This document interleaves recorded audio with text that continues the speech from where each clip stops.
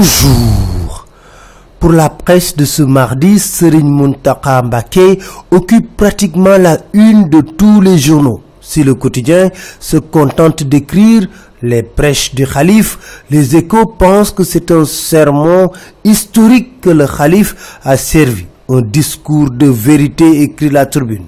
Le retour à l'ordre, écrit 24 heures. Présidentielle 2019, violence, invective, enquête d'écrire les mises en garde de Serigne Mountakha Mbacké. Las de noter, il a véritablement sermonné les politiciens et en des termes très clairs. Le Soleil épingle cette phrase: ayez foi en Dieu et au verdict des urnes. Les Échos ajoutent: il faut éviter toute forme de politique qui divise, qui crée de l'adversité et l'animosité entre eux. Enquête relève cette phrase: nous appelons les uns et les autres à éviter les débats de bas niveau susceptibles de diviser le peuple. L'As relève cette autre phrase: ils doivent éviter de semer la confusion entre les différentes familles religieuses. On ne construit pas un pays dans la violence, mais plutôt avec le savoir et les compétences. Le plus grave, dira le Khalife, dans une société, c'est de voir des gros gaillards qui n'ont aucun métier, pas de travail et qui vivent en parasites. Pour conclure, Serigne Mountakha Mbacké dira: on ne construit pas un pays avec du folklore et des futilités. Sud Quotidien conclut: Serigne Mountakha Mbacké a instruit toute la classe politique.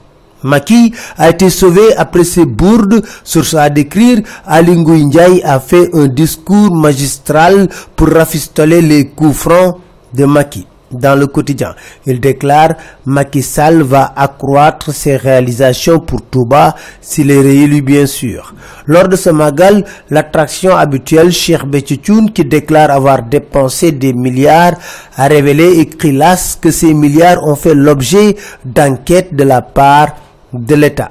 Madické Niang parle, et c'est dans l'Observateur: je ne suis pas un traître, je continue de revendiquer mon appartenance au PDS jusqu'au jour où on me notifiera une décision d'une instance régulière prononçant mon exclusion. Je ferai face à Karim Wade s'il déclare publiquement ne pas vouloir que je le rejoigne. Polémique électorale, Aly Ngouille Ndiaye dément Mame Adama Gueye sur les cartes qui ne peuvent pas voter et Samuel Sarr qui parle de 3 fichiers.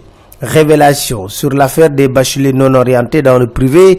Libération parle d'un flou autour de 31,6 milliards de francs CFA et nous dit pourquoi l'État doit déclencher l'audit.